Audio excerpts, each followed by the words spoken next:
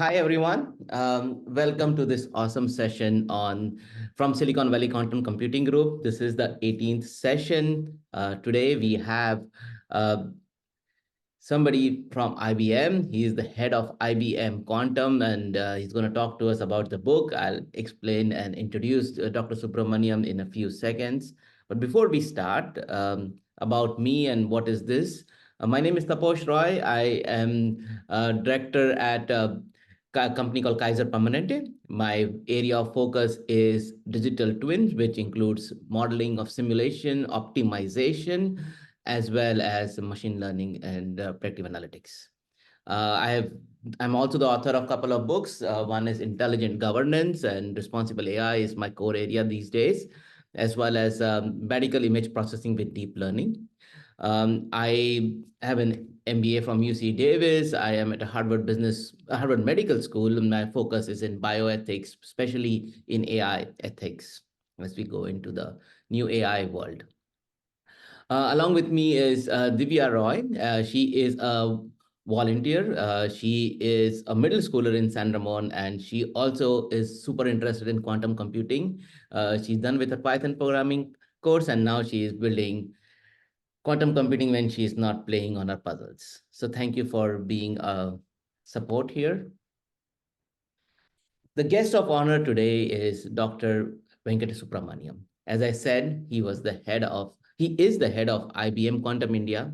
He's released his book, Quantum Nation. This is a book that basically covers the entire landscape of all the things done in quantum in India. He has a PhD from IIT Delhi and about 34 patents, 150 research papers. He is a master inventor. He's earned the title of IBM Master Inventor. And he's also architected multiple products across industries, including healthcare, which is near and dear to me, and telecom, as well as finance. We have the unique pleasure of having him with us. I have the book. I don't know if you can see it or not, but I'll put the thing. This is amazing book, especially chapter 16. I'll recommend everybody to read it. But without taking much time, I'd like to now pass the ball on to Dr. Subramaniam and ask him to share his wisdom with us. Okay, so thanks so much, Taposh. I'm really happy to be here. Thank you for inviting me. I'm actually honored that you thought of having me on your program, and I've seen some of your earlier ones. Very, very informative, very good. Set of speakers you've had in the past. Okay, so I hope this one also is as good as some of your previous ones. And as you said, I want to talk about the book here because I believe India is on the verge of transitioning, and it's poised to lead in the new era of the future of computing. With quantum computing, there are several indicators, I believe, which show that we are right there. We are very close to doing some very important things here. So that's what I'm going to talk about today. And I really want everyone to also ask a lot of questions. And really, we need to figure out a way in which we can take this forward, especially for India, because there is a lot riding on it for India. And that's why it's a national quantum mission. There are very few missions being run by the government, and the National Quantum Mission is one of them. And so there is a big opportunity that the government also sees. And the government is trying to involve a lot of not only people in India, but also people from the US and Europe and all of that. Okay, so with that, I'm going to start sharing some of my my slides here, which I prepared to sort of get the discussion going, right? So that's the goal of this, right? So yeah, so this is the book, and the publisher was very kind to try and keep it as inexpensive as possible. This is he told me this is the best prize they've got. Okay, so this is what, because we really want people to be able to read it. And we were very happy that within a week of its launch, it became a bestseller on Amazon, and lot of good inputs. And now we have volunteers who want to translate it into Tamil, Telugu, and Hindi, and all of that also. So actually, I'm very happy with the response that the book has generated so far. Okay. So I want to start with this, the saying that is that sort of captures what we are trying to do here. As a young citizen of India, armed with technology and love for my nation, I realize a small aim is a crime. And here the National Quantum Mission is really aiming for the stars. They're saying that, okay, it's not too much money to begin with. It's 750 million when you compare it with a lot of the money being put in across the world. Probably it's small, but let's start here with this as the seed money, and let's aim for the stars. Let's have a big vision. Let's go for it. Okay, so I'm going to talk about, some of the key people who are doing this in India, but and I'll also tell you, what is the thinking, but also, whenever I talk about quantum computing, many people always ask me, are quantum computers real devices? Do they exist? I mean, this question is still asked by many people to me. So I want to, just clear it here that, in case anyone has doubts, you can actually access quantum computers over the cloud right now from your laptop. Just like you create a Google account or anything, a Gmail, you can create an account on IBM Quantum, and there are 10 minutes of free QPU time that you get every month. Okay, so you can learn and you can actually run decent programs or circuits, as they are called in quantum, right? You can do that. And so I'll not go too much into, what are qubits and all of that. I'll just say that, in the fundamental unit of computation in classical computing is bits, zeros and ones. In the quantum world, it is the qubits. Okay, so so this qubit can stay, it uses principles of quantum mechanics, superposition, entanglement, and it can actually be put in states between 0 and 1 before you observe it, right? And you can also put entangle two qubits, which means that if you see what one qubit is doing, you know exactly what the other qubit is doing. And these are properties which have been used, okay, in quantum computers. In the year 1900, Planck came up with the quantum hypothesis. And it was in the 80s that, Feynman and Deutsch and others proposed that, you can build quantum computers using quantum mechanical principles. Okay. But between 1900 and 1980, several things happened. For example, Einstein was always of the opinion that, quantum mechanics, there is some maths missing. We'll find it and then we'll say that, oh, okay, everything is deterministic. God does not play dice with the universe. So those were some of the things he said. But then, his skepticism also resulted in scientists actually putting in a lot more effort, okay, to find answers. And something which is fundamental to quantum computing, entanglement. He said it's not possible. This is spooky action at a distance. But the Nobel Prize in 2022 for physics was for actually showing that entanglement is possible, right?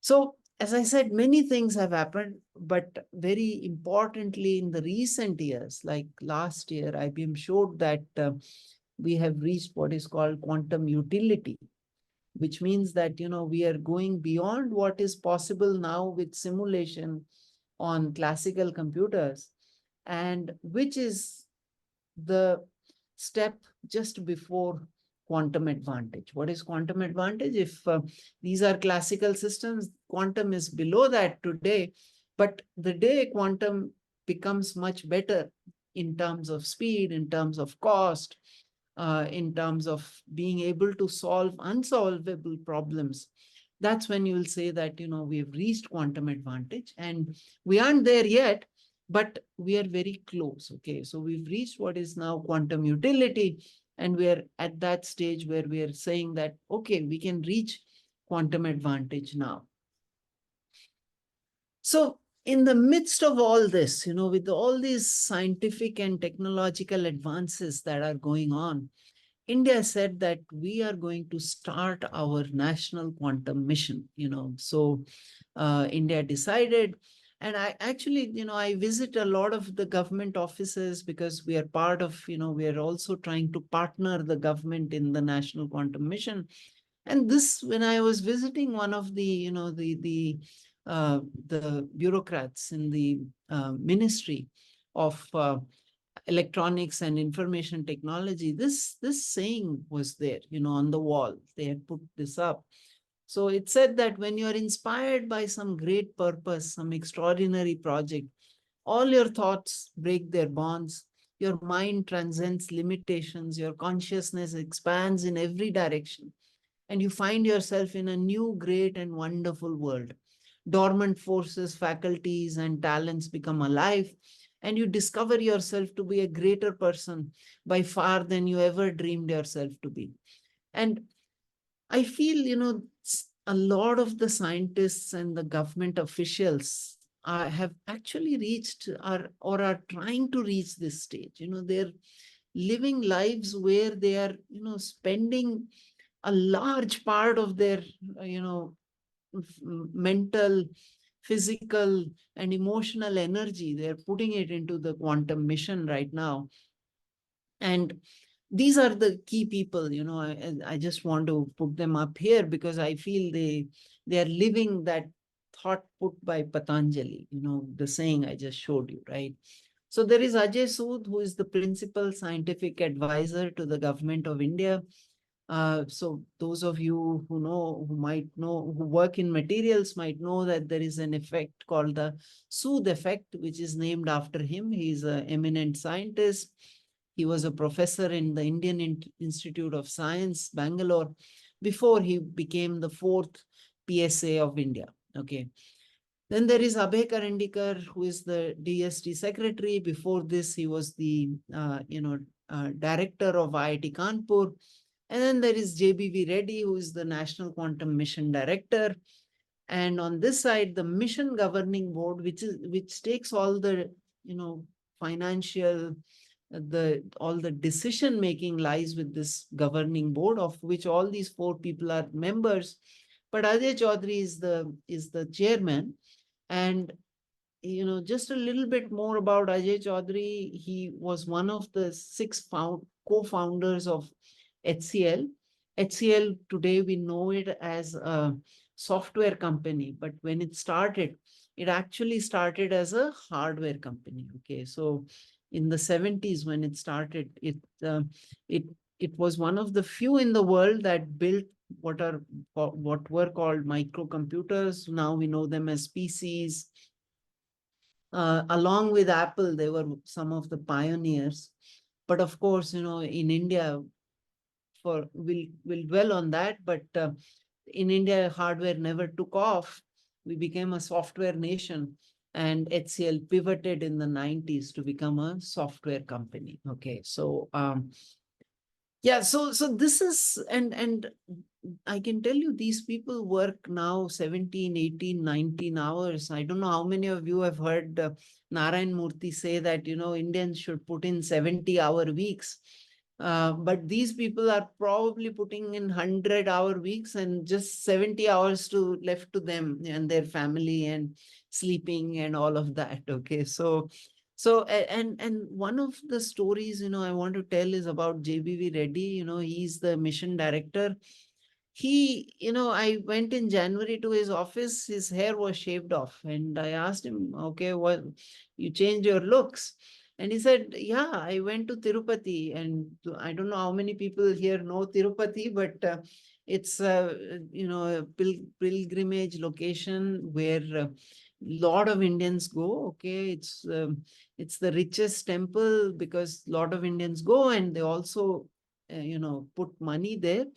But in addition to money, people also give their hair in Tirupati to the god, and they say that, okay, I'm giving you hair, so in return you got to give me this. Okay, so that's how it works.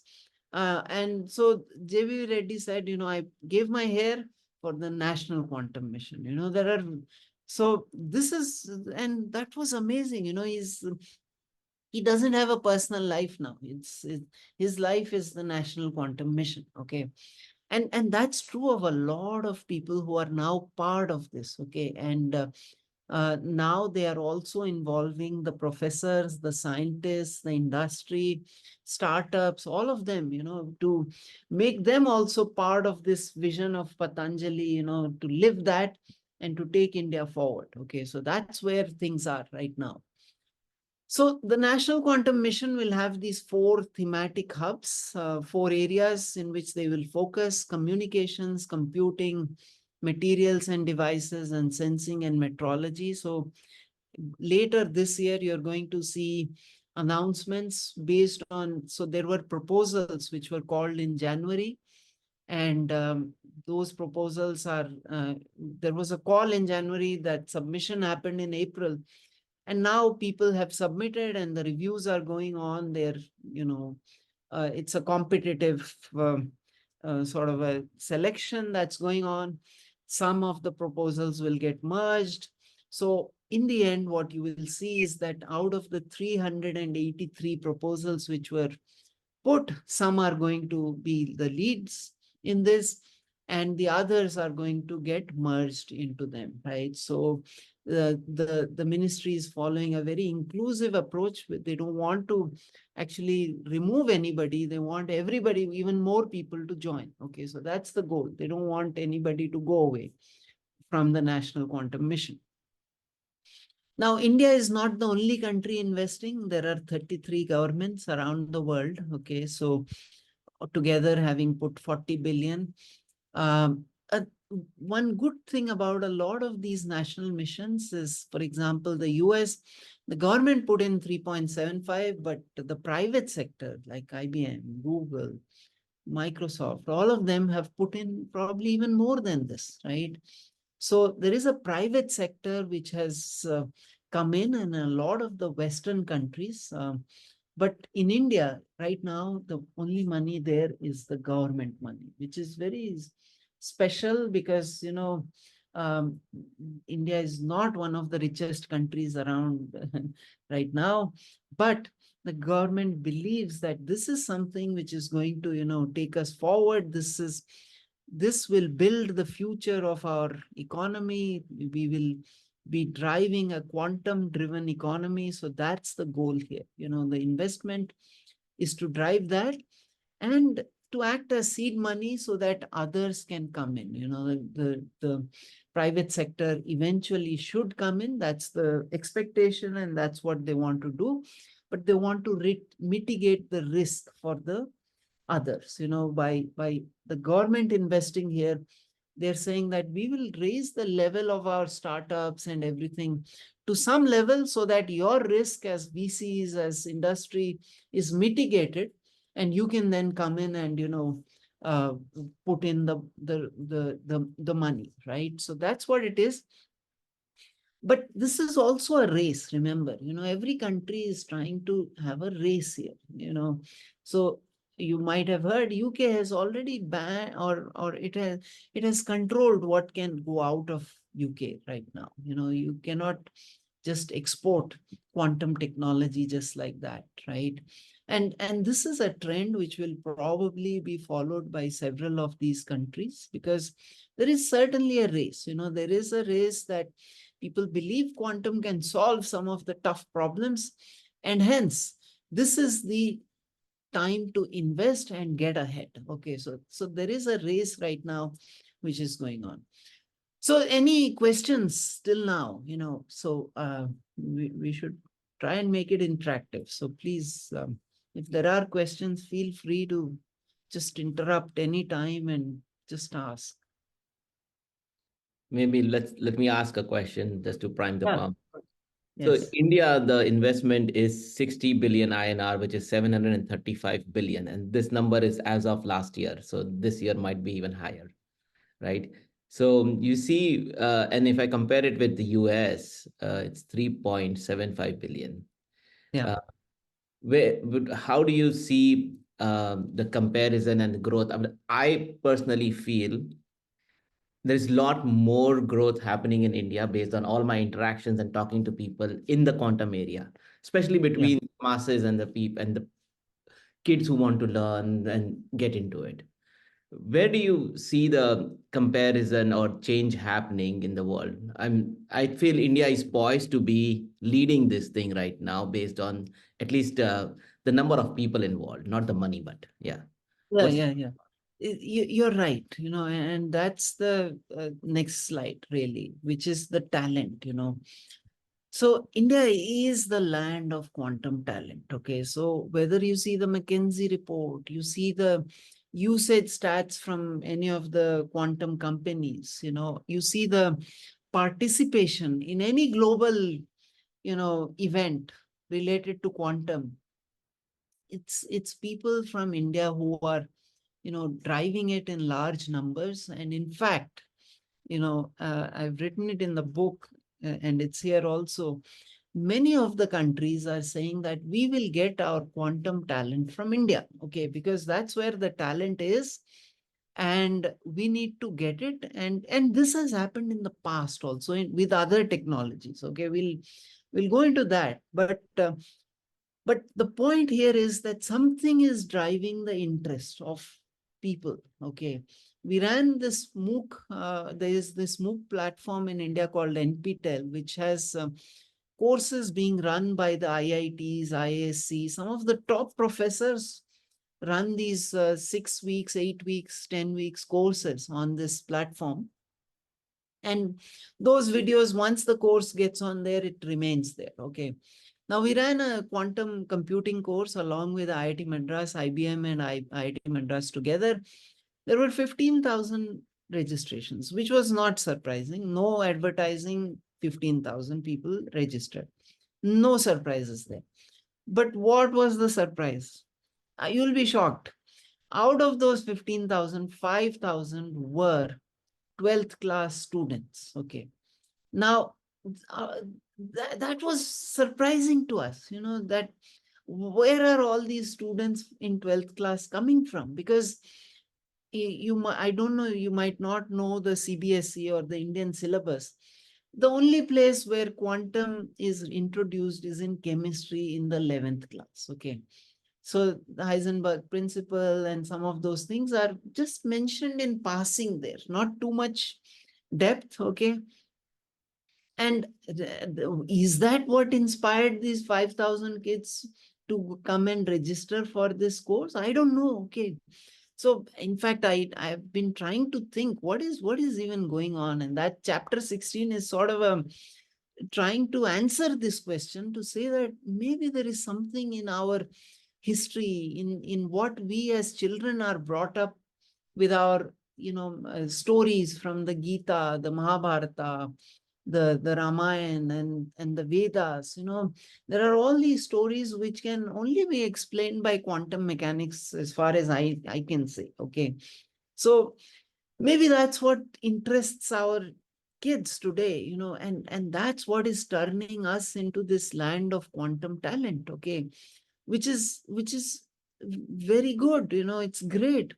It's good that we are having this talent, but now is the time to nurture this talent and make it, work for that mission, the national quantum mission, and what we are trying to build there. Okay. So this I already told you, there is this McKinsey report. We have our own IBM quantum usage numbers, which are showing some of these things.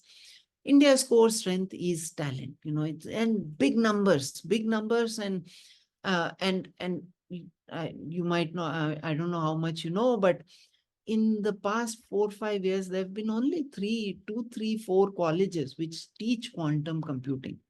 In a year, maybe one course. There is a master's program at ISC producing maybe 20, 30 people in a year. So where are the rest of the thousands coming from? They're all coming from self-motivated self-learners who have just gone on the internet, learned what they are learning, and actually building programs and building systems out of that. Okay, so that's what has been happening. And this is a beautiful opportunity, that, as I said, this is a huge opportunity for. Sorry. Can Yeah, I yeah, go interrupt you with a question, if it's ahead. all right? Yes, yes. Yeah. So if you could just go to the previous slide, it said quantum technology and related relevant fields, right? Yes. When you say relevant fields, what would the relevant fields be in your opinion? Yeah, so this McKinsey report is really looking at the graduates who are coming from physics, who are coming from computer science, who are coming from, maybe materials and things like that. Okay, so that's what they're looking at. The Okay. other, so I don't, you will know that there are several colleges now in India which have IT, data science, computer science, three, four variants of computer science as the branches. In that whole college is just for those four branches. Okay. But now, a lot of young people I talk to also say that, oh, you know what? I mean, science is what I always loved. And I took engineering because that's where the jobs are. But now here's an opportunity for me to actually use my science, which I really love, to go back and do those things, So this is an inclusive area where interdisciplinary skills are needed. And this McKinsey report, I think we should look at it in more detail. I actually did, and now I've forgotten. But they've listed, All right. things like physics and other areas, right? Right. And European Union, as you know, is a collection of many countries. So as a single nation, it's India, which is the major producer of this. But also, this is number of graduates in relevant fields, right? As you said. But out of this, this number 82 looks, in fact, small to me, because the number of users of quantum computers across the board is probably larger than this. People from software and other areas actually going and using these computers today is a larger number than that 82,000 which is put there. Yeah. Thank you. Yeah. And now, we have this talent. Now, what do we do with this talent is the other big question, right? So there is some historical perspective which we must have. In 1960, TIFR had built the TIFRAC computer, an Indian computer. One of the first countries, I mean, there were half a dozen countries which had their own computer that time, which they had built. And India was one of them. Okay, some 6, 7 countries only around the world that had the capability to build a computer indigenously. 1962, Bell started producing germanium semiconductors. In 1984, Semiconductor Limited was started in Chandigarh. Those who know TSMC, Taiwan Semiconductor Manufacturing Company, it only came up in 1987. Okay, 1987. Okay. And that time India was more advanced in semiconductors than Taiwan was at that point. Okay. We had those skills, we actually had a fab there in SCL, but we never commercialized it. But the one thing we did well was the 1963 one, IIT Kanpur started this, first they bought this IBM 1620 computer, which landed in which landed in Kanpur Airport. But Kanpur Airport to Kanpur IIT, the road had a lot of potholes. So they said, no, we can't take it by a truck because then it'll shake the computer. So they made a special bullock cart, special because they put truck tires in that bullock cart to make it soft. Okay, so then they took the computer on that bullock cart. They reached the computer, the place, and they realized that the door was too small. So they had to break it and put it inside, So that's how the story started. But there were these Sounds like yet professors. another story of a rocket going on a bullet Yeah, cart. yeah, Same that's ISRO story. exactly. Yes, yes. So that's where it all starts. In India, that's how stories start with bullock carts, bicycles, and the people the people like Reddy, giving their hair to the god in Tirupati, right? That's how all stories in India start. Okay. And but the thing is that in 1963, this story which started went a long way. Today in 2024, that story has grown into a billions of dollars industry in India with leading companies like TCS, Infosys, HCL, and all these. And the reason this happened is because in 63 onwards, these professors, they taught their students, but the students also came there. People like FC Kohli, who went on to found TCS, people like Narayan Murthy, who founded Infosys. They all came to this campus. They sat there, they figured out, what are these computers good for? What can I apply it for? Where can I apply it in industry? Okay, so that was the burning question in these people's minds. So in 68, when FC Kohli started, he had a good understanding from this Kanpur professors in terms of how to use these computers, maybe how to build a business around it. Okay, and that's how TCS story started, right? Um, so the thing that happened with software was that a local industry started. Now I told you that hardware, HCL started with hardware. They built microcomputers at the same time that Apple did. But our local ecosystem, the government policies, we needed license for everything in that time. Getting a license, exporting, importing was very, very tough for these companies. So HCL finally, wound up, closed down, well, it didn't shut down, but it pivoted to software in the 90s. Okay. And our hardware industry just stopped there. Semiconductors, same thing. A local industry never got built, but we kept producing talent. You look at Vinod Dham, the father of Pentium. You look at the father of, this fiber optics. All of these are Indians who came out of the Indian systems, did their graduation here. Many of them do their PhDs there, but the foundation was laid here and a lot of these people went on to found companies, startups in Silicon Valley and other places.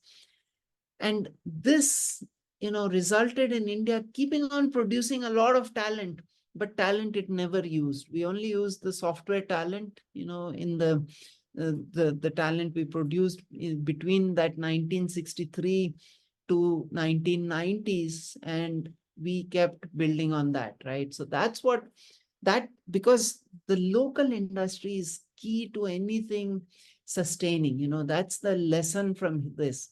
And that's the lesson that the National Quantum Mission has to follow, that we have to, yes, skilling is good, talent is great, but that talent has to find a channel within India where they can build something. It's fine. I mean, we can, when the talent goes to other countries, it learns, it does many things. That's great.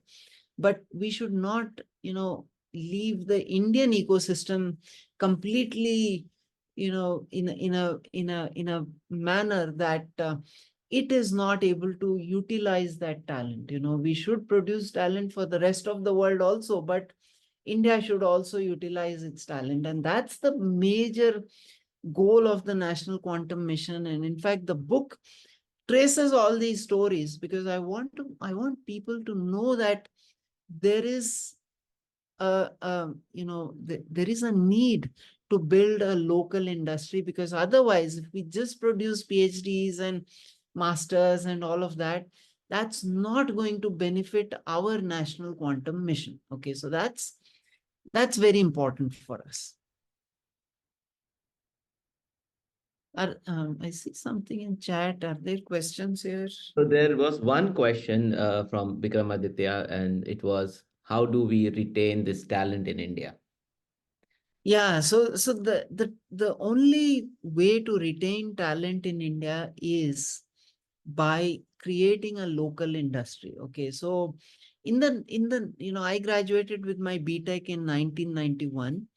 By then, India had this tradition that all the colleges would teach computers, some programming, something will happen.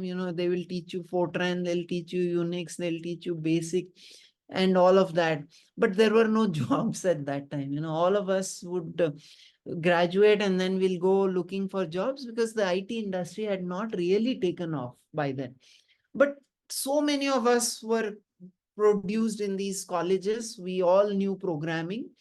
So by the time Y2K came, the year 2000, with its, the problem of date change from December 31st, 1999 to January 1st, that reset which happened. When that problem needed to be solved, there were so many of these talented Indians who could go around the world and solve these problems, right? So the talent, it's good because this talent helped us create Infosys, TCS. It helped bring IBM to India and create a research lab there. And now you have, every company has a research lab in Bangalore, certainly, and in other places like maybe Gurgaon or Hyderabad and other places too, right? But the basis for all of this was a local industry. Unless there was a local industry, none of these multinationals would have come to India, because all they would have done is attract that talent and take it to their countries, right? So that's what happened. And to retain this talent in quantum, we have to build a local industry. And local industry has to step in, because without it, we'll keep producing talent, and that's not going to help us in any way. So this sort of traces the timeline, about our, see, 1950, IIT Kharagpur was set up. By the 60s, all the IITs came up. By 60s, there were 6 IITs by then. And we kept producing talent, and we all know what happened to that talent, right? That talent went and built Intel, it went to IBM, it went to Microsoft, it went all over the top companies of the world. So now the goal is that how do we take this talent and build a local industry in India, because that's the only way talent is going to get utilized. And now we are a software nation, but we need to build across the board. So there is the government, you will know, is also investing in semiconductors. It's also investing in hardware manufacturing in India. It's also investing in quantum now. Okay. And the realization from missing semiconductors, from missing hardware, is that if you enter the field early and build up a local industry, you have a chance to lead, first of all. And secondly, if you enter it late, because right now India is entering the semiconductor manufacturing, you will know that India has set up fabs in India. There are this Tata has set up, and along with other companies. But for example, that fab, I think the investment from the government is 15 billion. Okay. And 15 billion not for the latest technology. It is for 7, 8, 9 generations older technology. The latest is 2, 3, 5 nanometers, but we are getting 28, 40 and all of that, right? So it's very clear that unless you enter early and do research and development and build a local industry, you're going to have to pay extra money to stay behind, or even to just be in that be behind the leaders, 10 steps or 20 steps behind also. So that realization is there, and that's why there are these missions that the government has announced, including the National Quantum Mission, right? So yeah, these are the people who I believe, I mean, so there is this website called the Itihasa, okay, in which you will find a lot of interviews by all these people and many more, okay, from the people from the 60s, 70s, 80s, 90s, and early 2000 and all, people who actually participated and built the Indian IT industry. Okay, they are professors, they are founders, they are CEOs, and all of these people. And this website actually beautifully puts all of that there. And there is the founders of this website. They have also written a book, okay, about the IT industry in India, how it grew, the historical perspective, and all of that, which is a very good book to read also, and yeah, so these I believe are the people who actually, some four examples of course, there are several others, but the whole point is that a local software industry was built because of this industry which was built. In other areas, we kept producing talent, but we didn't produce an industry. And hence that talent, talent is also, you can train somebody in master's, PhD, and all of that. But if there are no local jobs, it's even wrong for us to expect that that person should stay here and do what? I mean, they have to figure out something to use their skills and all of that, right? Which is very important, because all of us want to contribute, want to build things, want to, contribute to humanity. Of course, the country is part of that, but it's a basic human nature for all of us to do the best that we can, right? And if you are trained to do something, you want to do the best in that. And you better have a local industry which needs you. Otherwise, that person doesn't make sense to be here, right? So the very interesting thing about the National Quantum Mission is that Ajay Chaudhary, who was the HCL co-founder, is the chairman of the National Governing Board, or Mission Governing Board of the National Quantum Mission. In the 70s, as I said, HCL built these indigenous microcomputers, but they had to pivot. But now, Ajay Chaudhary, when you talk to him, he also sees that here is an opportunity, a clean slate for us to build a local hardware industry, a local quantum computing industry where we are good at hardware, we're good at software, we're good at algorithms, we're good at middleware, we're good at the semiconductors and the cryogenics and all of that also. But remember, the money is limited. At their disposal is $700 plus million at this point, right? So hence, it's very important that they also choose rightly, right? They also pick rightly, they choose rightly. And that's why this whole process that they're doing right now of evaluating all the proposals from the top professors in India, trying to figure out, so many of you work in the industry. So that, there are in industry, how does it work? There is, of course, ideas flow up and also down. The top management also has to decide that, okay, there are all these ideas coming to us from our teams, but this has to be our strategic focus. This has to be what our company will focus on. And that's why they have Ajay Chaudhary there, to sort of bring that strategic focus, saying that here is this pot of money, And we have to use it in a way that we build this local industry. I mean, we all know Indians are good at certain things, and that's why you have a lot of CEOs also in the US who, and they turned around their companies also, they turned them around. It's not that, it's just hype. It's actually there is something they're bringing out there, which is changing the the trajectory of the companies that they're leading. Okay. And we know ISRO, for example, a very small budget compared to many of the others, but they're doing similar cutting edge things. They're also putting things on the moon, they're also putting things on the Mars, and they're doing it at a fraction of the cost, right?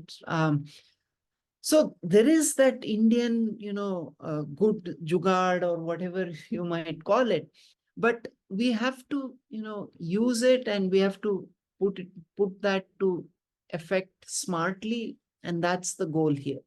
And we're getting a second chance now, because in classical we did certain things right, we did certain things wrong, and here is a second chance for us, because quantum computing, a new kind of computing, is allowing us now to start and contribute in all of these areas, right? Anything you it's all open right now. Okay, so, and that's why we have to pick very strategically at this point. And this is the quantum computing stack. So you have the processor technology, as you know, is still evolving. There are, of course, some leading technologies, but there are others which are still being researched. It's still early days. Now, as you know, each of these technologies, you can put billions of dollars in. So what does the National Quantum Mission do? Okay, so these are very tough questions.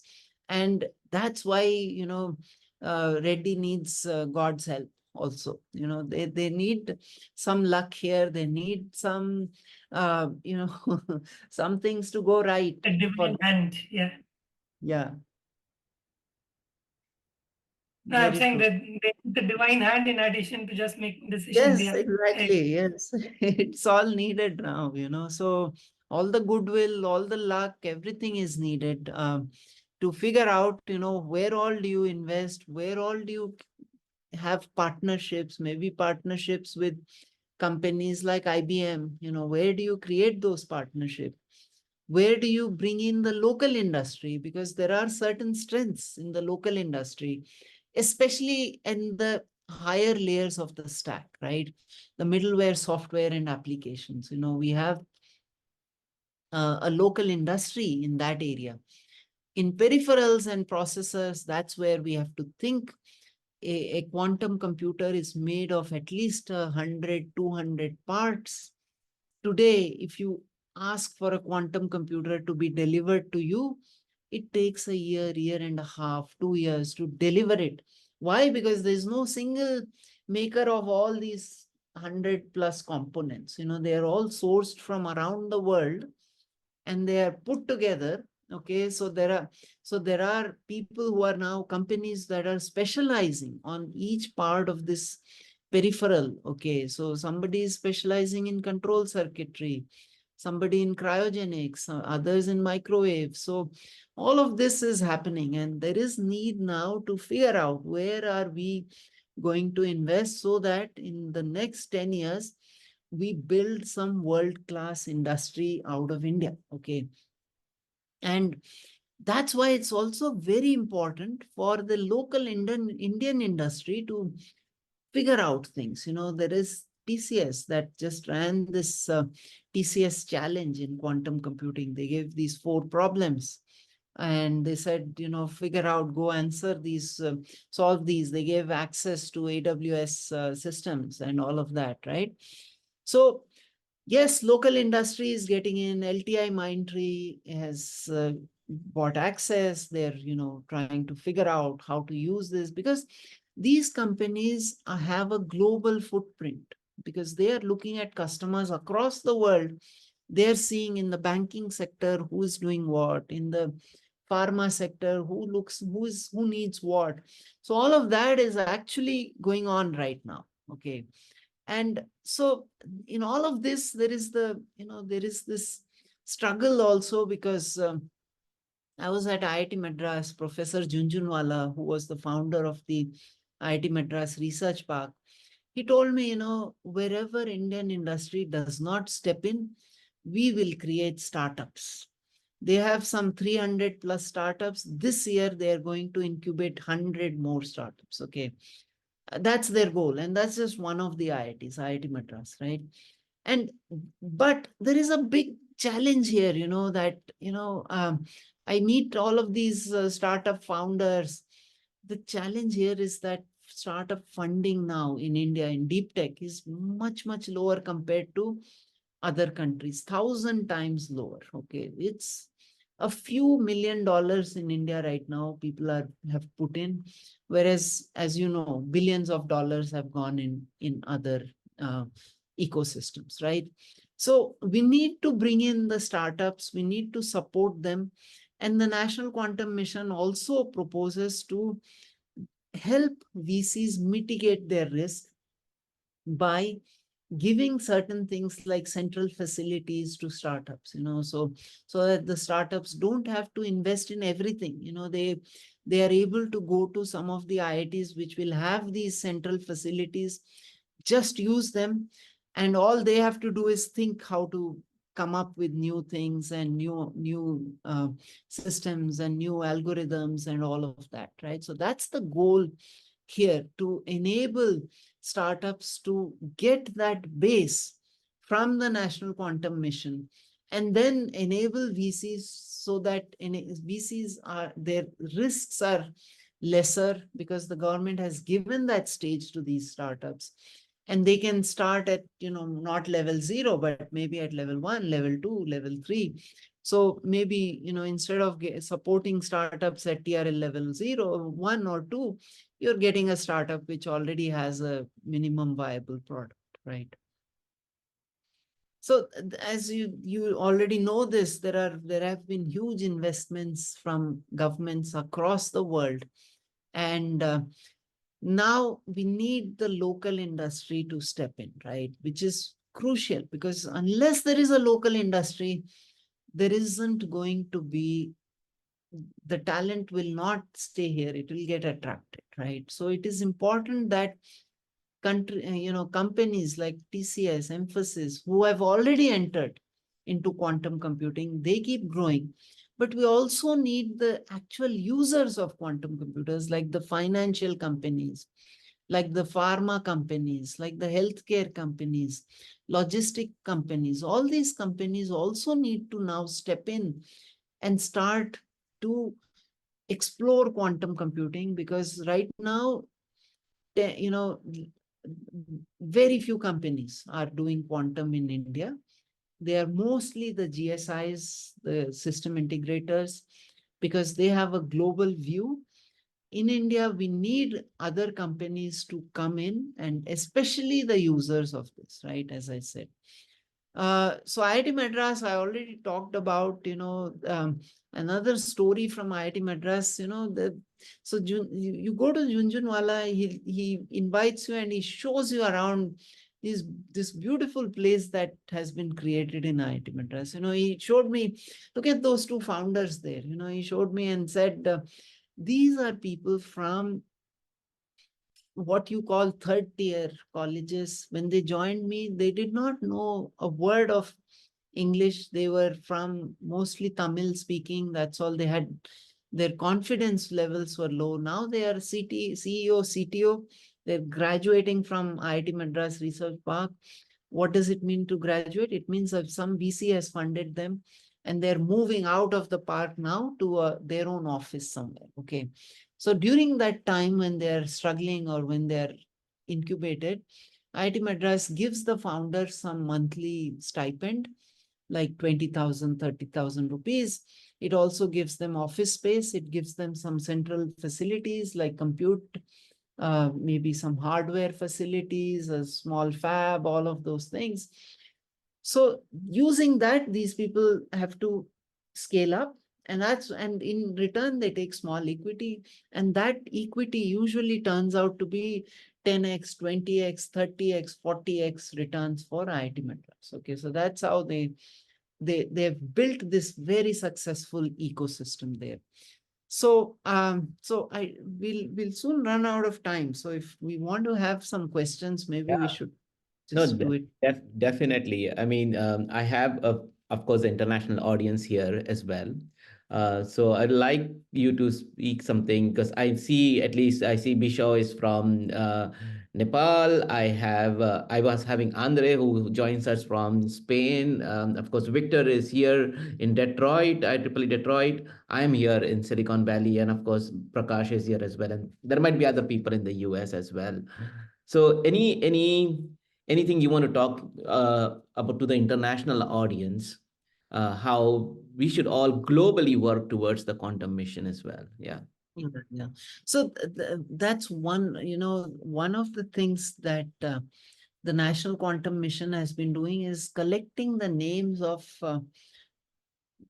people, Indian origin people, who are working in other countries and who they would eventually reach out to. In fact, they have already reached out to some people to be reviewers, mostly professors. Okay, so they've reached out to professors and they've only reached out to Indian origin professors. Okay, not you might be and people who have been working in quantum area, because these 383 proposals, they said we will not send it for review to any of the authors of these proposals, which basically ruled out any professor in India working in quantum technologies.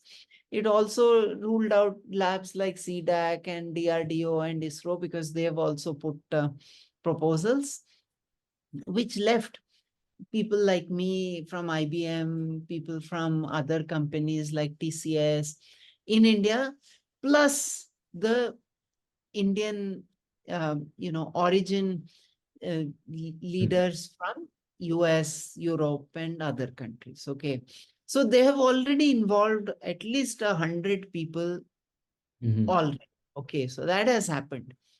But going forward, they want to involve even more, for advice, for inputs, whatever, because as I said, the money is limited and they need to figure it out, and they get it, they get it that we need all the help we can get, from anywhere, whoever is willing to help us, we need it. Okay, so that's the thinking. Okay, so and especially these four leaders I talked about, and I mean the very nice thing I see about them is that they don't want to exclude anybody. Even in this 383 proposals, they are trying to think, how can I include everybody, so that, because it's too early to exclude anyone, it's not God evaluating these proposals, right? It's humans, you might make mistakes, so they don't want to exclude anyone at this point. And especially the Indian origin scientists from abroad need to be there. And in fact, in the next round, when there was a round when I did not know any of you. Okay, at that point I did reach out to people I knew to collect some names. Okay, so especially as reviewers, as people who want to participate in the National Quantum Mission, that list has been ongoing, and we'll be very happy to pass on your names also to this DST, so that they can involve you also in the future. No, count me in. I can only speak for myself, but there are I other can see people. that, yeah. Thank you. Yeah, I see a hand up, and there are a bunch of questions here as well. So let's go with Vijay. Sure, thank you. Thank you so much. That's not just an informative, but a very passionate talk that I've heard the last 1 hour. Thank you so much for that. I have a doubt, a very genuine question, which I'm trying to figure out right now. So I'm not a fresher, right? I've been doing various stuff over the last 14 years. So I had an engineering background, then I was in the defense forces as well. Now I'm in the corporate world. I'm very interested in, getting into the quantum domain.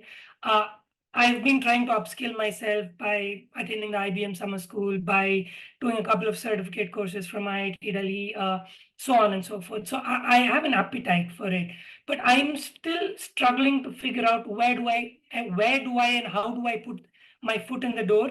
Uh, from the startup aspect, yes, of course, but even otherwise, to even get a glimpse of what's happening behind the scenes in the quantum world, or being a part of it, or doing a job associated with it, and thereafter possibly doing something on the startup ecosystem in the quantum space. But how do I get my foot in the door is a big question mark, which I've been trying to figure out for the last year and a half, but not with much success. So, any guidance there? Yeah, yeah, sure. So there are 2 or 3 very easy things that you can do. One is, you pick a hackathon which is related to your area. Okay, so there was the Mm-hmm. TCS hackathon, which had Mm-hmm. 4 problems they had given, right? So if one of Mm-hmm. those problems is something which fits with your background, with the kind of things you've been doing, that's a Mm-hmm. great way to do a start, because not Mm-hmm. only they give the problem, they also give you access to quantum computers. Okay, which Mm-hmm. is somewhat expensive if you try and use it yourself, right? Of course, there are the free credits you can start with. So that's one good way of starting with a problem somebody thinks is important. And if it fits Mm-hmm. with your area, I mean, so there is the Fujitsu challenge, which is also coming, which has just been announced. Last time there was an Indian company which was among the winners, among the top 3 there. Um, so a lot of these in hackathons, you'll find a lot of Indian companies also participating and doing very well there, Mm-hmm. right? There are also these hackathons for space, how to use quantum in space. Okay, for Mm-hmm. material discovery. I saw, I think it was in the US. Okay, there were these hackathons for material. So one easy way is to just find a hackathon. You don't even have to win it. If you win it, great. But it's a good way to get started with a problem that somebody thinks is useful, and it Mm-hmm. gives you flavor of what is important for the industry, because the industry is giving you that problem. They think it is important, right? So that's one Mm-hmm. good way to do it. The second is, I've seen, in India at least, I'm seeing people forming groups, where they just form groups. Maybe that group came about in the summer school, like the IBM summer school, which was recently there. Some natural Mm-hmm. groups get formed, and then after that gets over, also they stick together and they try and solve certain things, right? So that's another Mm-hmm. um, good way. The third is, I'm seeing that startups in India, as you saw, they are not funded well, but they need Mm-hmm. help. Okay. So they are Mm-hmm. always on the lookout for professionals who can mentor them, who can guide them, or who can work with them to solve certain problems. You don't have to do the coding, because Mm-hmm. they have the coders, that talent is there, but they need that mentorship, which is missing, because many of these startups are by kids, just out of college, just Mm-hmm. finishing some, they just finished their college, and they thought, oh, quantum looks nice to me, I want to do it. So these are 2 3 ways in which I feel people are already doing it very successfully, and I think that's a Mm-hmm. good for you to enter this. Thank you. Makes sense. I'll definitely give it my best shot. Thank you. Yeah, and also in India, in IBM, we have what is called the remote mentoring program, where we Mm-hmm. invite students to, they don't come physically to our location. We just give them Mm-hmm. problems online, but that's only for students in India. Okay, so we Okay. don't have a similar program in any other country in IBM. I don't think it's there. It's only there in India, because of the thriving ecosystem. We also want to, because we get so many LinkedIn requests, so many emails with kids just saying, just take me, give me a problem, I will go solve it and come back, that sort of a thing. Yeah. So, Thank and when you say students, it again specific to some kind of stream or any student? Any Because student, any student. okay, We I'll actually get myself enrolled in a program then. thank you, Vijay, for the question. We have Nikhilesh and then Prakash waiting. So Nikhilesh, please go ahead. Hi, I am a quantum researcher and developer and a recent graduate. As you said, India is leading in talent pool, but one major challenge we face is most quantum computing companies are located in either US, Canada, or Europe, and the few quantum computing startups that are in India pay much less compared to the companies abroad.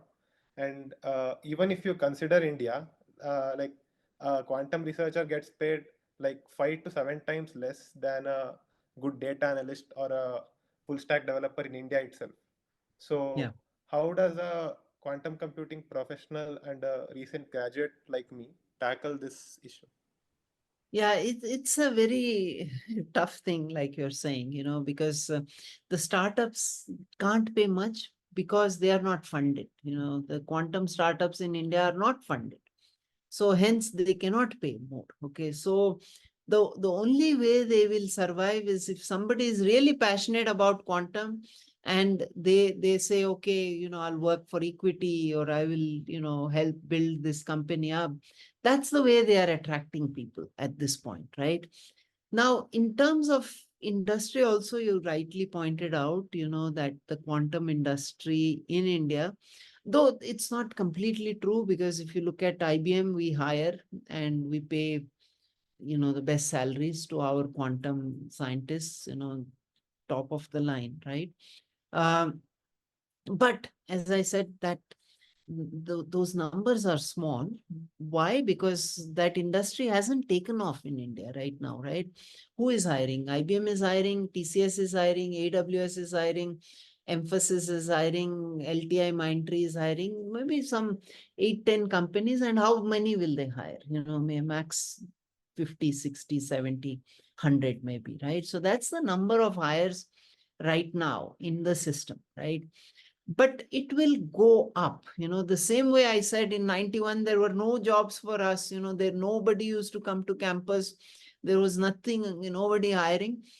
That inflection point happens, you just, so right now take the job you have, whatever you are getting, based on, I'm not saying take the quantum job, if even if it's paying less, take whatever good job you're getting, but also sustain your passion, sustain it, because today quantum, it's easy for us, to continue the quantum, because that ecosystem is so thriving and so doing so well in India, that you can continue to work on the problems. And 5 years later, I don't know, not five, maybe whenever it happens, 2 years, 3 years, when that boom happens, you're right there ready to take that opportunity.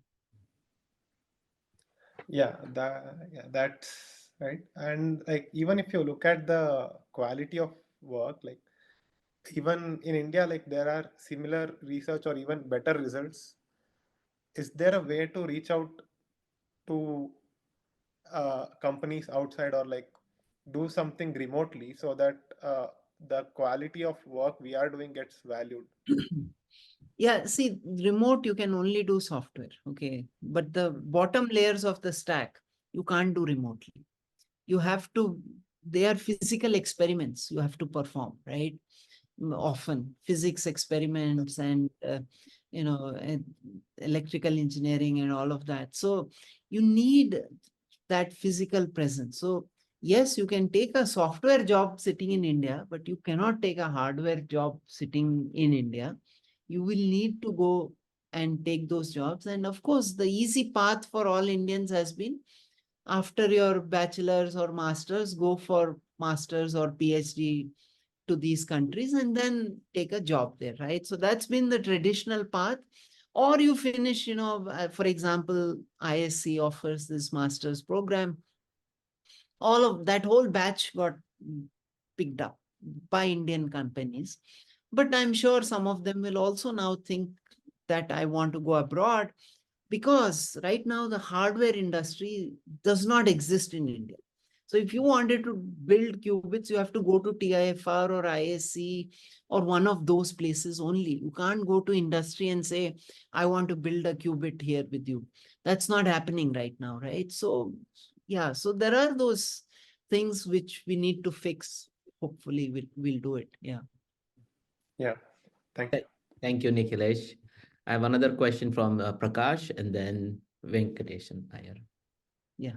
Yeah, Venkat, great, excellent presentation and excellent book also. I have not read, but I do promise to read. In the meantime, my question to you would be simple. We understand that low-hanging fruits is what we want to chase, most of us. Mm. Even for the big companies here, they are running after the what you call the service space, software or service, not R&D, which is required. And institutes are at the scientific experimental level rather than at the advanced level where we can really produce something. So what would encourage from your insight so far that will make Indians to do more R&D? Because in the ecosystem, what I find is the players who are there, they tell me, hey, there is a gap between the claim and the actual money being given to us amongst the ecosystem players. So which is little puzzling when we claim 8 billion, we have this and that, but where is it? Nobody has seen. This is the $64,000 question, I believe, in older times. So how do you think this can be broken? So this unfortunately can be broken sometime. Right. Your insight. Right. So you see, that I mean, the money has gone into the system. It has not been widely spread. Okay, that's true. It hasn't gone to all the professors or it hasn't gone to everyone who is good at it.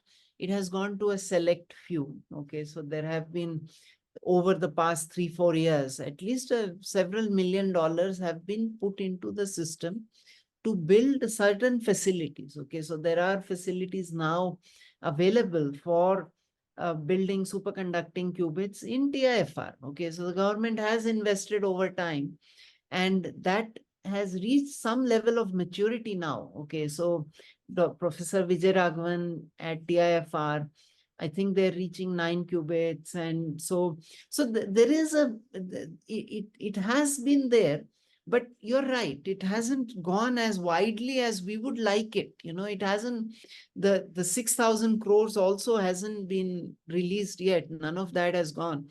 This is previous money. This millions I'm talking about is the precursors. I forget what they're called. So there was money which was put into the system, but very selectively it was put into a few select institutions to build up that infrastructure and show some initial results. Of course, those institutions are now at an advantage, so they are going to again attract a lot of this 6,000 crores might end up going there again, because they've, something which has already been built will attract more money to build more, right? But the whole point is now also to bring in industry, because this 750 will also just finish up very soon. It's as you know, 750 million is not that much considering the kind of faculty that we have, considering the kind of institutions which we have. So if we were very democratic in just spreading out this money, it'll just run out without any results. So I think that strategic selection has been happening at this point, and that has certainly created, in the minds of the faculty that, oh, there is nothing happening, that is there. Whoever hasn't received that support, yes, they are thinking like that. So the perception is different, reality is different. That's what I get from. To a certain extent, only you can only have maybe few technologies. Let's say superconducting quantum is one of them. It could be a ion trap, something like that. So even if those two were there, the institutes which have got, they have to be engaging more players on their behalf to be able to take advantage of those technologies. So Yes. you see that happen from let TIF, for example, Vijay Raghavan, Yeah. or from, I don't know, Pune or who got RISC for the iron trap, whatever. Because hardware technology is what we can build on top, right? Yeah. That's the main key we need. Right. So Yes. maybe I would like to volunteer. You can connect me to who I can be of any value. Sure. I certainly like to take your advice and put myself in, Yeah. because I'm But available full time actually. I Yeah, can do some I'll connect you, volunteering. Prakash. Definitely, Yeah. Prakash. Yeah, I'll connect. Yeah. Hey, thanks a lot, and I don't want to waste any more time. I think you've done an excellent job. We look forward to your more inputs from you and learn from you. Thank you. Thank you. Mr. Venkatesan Iyer, please. I want to show that in space, they had a mission that man should reach moon. Even now, India, we have man should reach moon. Such mission has got a focus, popular imagination. In space research, they had a mission, put man in the moon. Now also in India, we have an idea. That mission is popular, that galvanizes the energy. Likewise, I was saying, do you have a socially appealing mission for your context? So Yeah. even now, I'm saying no malnutrition in India. No kid should die of malnutrition. Such a challenge. Somehow, can you relate to a socially relevant, popular mission and quantum mission? Yes. So you're very right. To as you said, to bring people together, you need that uh, call which sort of unites everyone, which inspires people, which brings them and tries to solve that problem. And in areas like space research, in areas like atomic research, it was very easy to create that mission, because you know what you're trying to do. You're trying to, space means you're trying to go to one of the nearby planets or to the moon, right? In atomic research, you know that you're trying to use to generate electricity and to generate atomic weapons and all of that. But in quantum, it's not very clear yet as to what are those big applications which quantum will solve. Okay, it's still a bit early in the days. It's like computers in the 60s, that we thought, what are we going to do with this? Maybe it will help us do better calculations. That's what we thought. But 40-50 years later, it was a much wider thing. And now you can have various missions with computers, right? You can say that with computers, I'm going to build the digital stack in India and empower every Indian to transact using their mobile phone. And we have achieved that. We can say that I will create this Aadhaar card and I will have fingerprint and iris, recognition. And so it's easy for us now that we know what that technology can do to create these rallying calls. But in quantum, it's not yet clear. Are we going to solve climate change with it? Are we going to create new medicines with it? They're all promises. They're all promises which we think we will do. But you're right, sir. One very important thing that the National Quantum Mission is also trying to do is to identify areas of national importance, maybe logistics, maybe healthcare, maybe agriculture, and have that as the number one thing that they will solve. Saying that, like you said, put man on the moon. Maybe this thing for the National Quantum Mission will be, let us show quantum advantage in agriculture by solving something there, important there. So that discussion is still happening. People are still trying to figure out what is that going to be. But I think your point is very, very correct, that we need something like that to bring people around, because what is the Japanese quantum mission's goal? It is to have 10 million users by 2030. Why is this important? I'll tell you why. Because when Tim Berners-Lee founded the internet in the 80s, did he foresee that we will have Zoom? Did he foresee that you will have Uber and Ola and Flipkart and Amazon and all that? He did not foresee. In the US, in 93, they reached 10 million users. In 94, Jeff Bezos founded Amazon. In India, 10 million users were reached in the year about uh, early 2000s. 2007, Flipkart, the equivalent of Amazon, was founded in India. Then about 5-6 years later, we innovated, and now we have the digital stack and all of that, which nobody else has, right? So it is important to have people come into a technology area. And as you said, we need that rallying call which says that, come join us here to solve this big problem for India.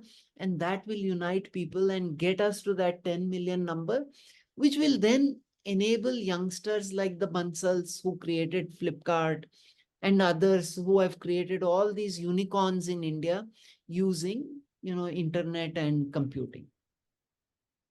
So I feel nutrition, kids' nutrition is an important area. And it gets a lot of social. See, midday meal scheme has become popular every state. And now in Tamil Nadu, they brought midday breakfast scheme. The idea of focusing on the students, kids' health, kids. So what I'm saying, national like midday meal scheme is an important area in India. And Sure. it is a very important. Quantum computing can do something for this. Yeah. This is an area which is alive. Always kids have to be fed. They have to be Yes. given nutrition food. This is a problem alive. And it is a huge problem. Yeah. And how quantum computing will relate Yes, sure. at this level. Yeah, thank you, Mr. Iyer, for your questions. We have another hand up from Samaritya. You wanna go ahead, ask your question? Hello, sir. Thank you for this amazing talk. I'm currently a MTech student in quantum and solid-state devices at IIT Hyderabad. So my question is, how you comment on the scope of quantum devices area and the hardware part of it, and the research and the job prospect in India. What can we expect in the coming years? Yeah. So in fact, that's one of the focus areas of the quantum mission, to create this hardware, because we don't have it. We don't have it, right? You know better than anyone that even the systems in your lab, all of those will probably have been imported from somewhere, to set up your lab. We don't produce anything. And even to set up that lab, the professors have to struggle, because you place, this order, and then the customs says, you can't order these things. You have to pay this much duty. So there is so much, your professor would have had to struggle to actually build that lab for you. Honestly, that's how it goes. Okay. Now, from there, okay, it's been built. Now the question is, what can we do with young people like you to, as you said, what are the industry prospects for youngsters like you? Honestly, it's not too much right now, okay? And that's where we are trying to build more, that by maybe have startups come up with, so there is, for example, there are some hardware startups now in India, Cupa AI, QNO Labs and others, right, who are actually building hardware things in India. And hopefully, the idea is now that some of these startups will start growing, and they will absorb some of the young people like you, smart people like you, be able to give you a decent salary so that you can sustain yourself. And you are also working in cutting edge technology, and contributing to building a local economy in India in quantum computing. Okay, so that's the goal. And in fact, even for you, there are these seed funds and other things. I know it's very small number right now. I mean, small amounts of money right now. The government only gives about 30 lakhs, 50 lakhs to, startup founders like yourself, if you decided to do it. And often that money is only enough to start a software or a algorithm startup company.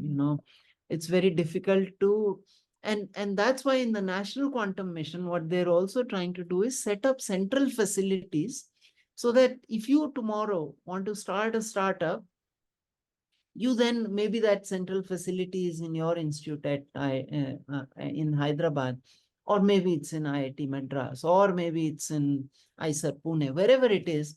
The goal there will be that if you start this new company, hopefully you will not have to invest in any of that hardware. You can use it to build on top of it your company. Okay, so those are all ideas, but we need to execute well, as Prakash said.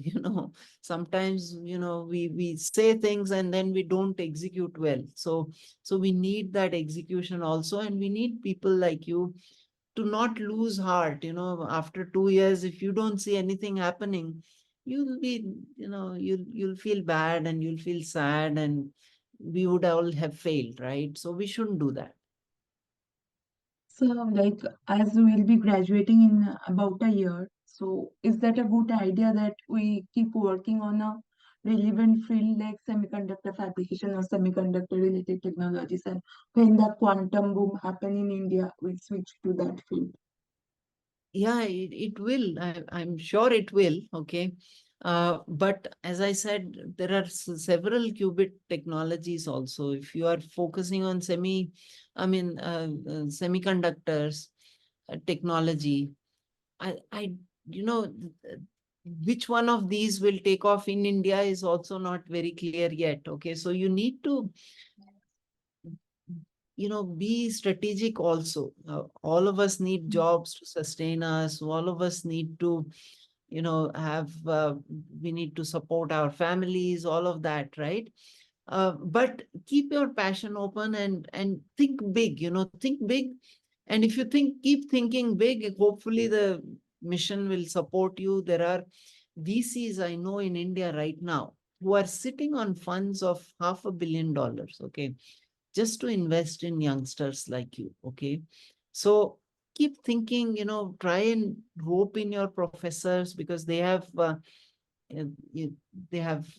more experience, and often, when you go in front of a VC, if you have a experienced person also on your team, that gives them confidence. Okay, so there is money, but we also need matching ideas. Okay, so think, what is that idea which will take us, which will enable you to succeed. Okay, because you have to think as a business now. In your class or in your graduate studies, you don't need to think as a business. You just think, okay, I'll do this and I'll write a paper and I'll show this experiment, then I'm done. Now you have to find somebody who will pay you for it. Okay, which is the toughest thing. It takes a struggle. You can build the best technology, but if you don't know how to sell it and take it to people, then you will fail. That best technology will fail. So you need all these skills, and so keep working at it. Yeah. One Thank you, last sir. question. Thank I you. know thank you, Samriddhi. We are way over time and it's late in India. So I just want to be respectful. Sunil, I see your hand up. Thank you. Currently, thank you for your nice talk. Okay, and I am from Nepal. Okay, and currently I'm studying MSc Physics here. I'm a third semester student, and I'm doing research work on quantum computing also parts and other stuffs also. I'm basically my focus in condensed matter physics also, but parallelly I've taken the quantum computing part also, and I'm taking several courses from US, other stuffs also there.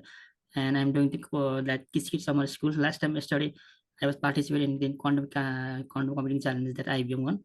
So my question is that so um, to make the simulation of the higher molecules here. So how long it will take to make that hardware parts, like to enhance the coherence time, like to make time No, of no, qubits, like. sorry. I have no clue. Okay, so I am not So, a hardware person. So these I did not understand your question at all. Okay, sorry. But what I'll say is, in the yeah. quantum community, I've seen that it's one of the most open communities. This same question, if you write it to the relevant professor, they will happily answer you, whether in India or US or anywhere. So I'm not saying don't ask the question. I'm saying I'm the wrong person to be asked this question. Okay. But all the best. And, it's great that you're working in quantum in Nepal. So I hope there are many other students like yourself there who are, working at the cutting edge of technology and asking these very important questions. Yeah, and so I yeah, can ask you, to, do one request you to put that on a WhatsApp forum. I can, or in the LinkedIn forum of Silicon Valley Quantum Computing Group. We have a lot of professors there as well. They can answer okay. that question for you. And Sunil, you can. to advance this technology, quantum technology, how much it is necessary to democratize this quantum research? Like it is necessary to democratize this quantum technology, or to maintain we have to maintain the privacy also. Like, because a lot of countries are focusing on this quantum research folks. Sorry, quantum what? Yeah, Resource? research. How much it is necessary to democratize this quantum research? So Sunil, Sunil, do me a favor. Send me a mail to pramchan@utf.in. I and Taposh will discuss, and we'll get back to you with all the necessary details. You can all put all the questions FAQ, like I want to know this, and we'll get answers to all of it for you. Okay? Okay. Promise me? Thank you, sir. Yeah, Okay? thank you. And if you want to talk, I'm still today in Bombay, and we can talk late tomorrow morning or something. Okay, thank Okay? you. Okay, thank you. Yeah, and don't stop asking questions. Okay, so keep asking.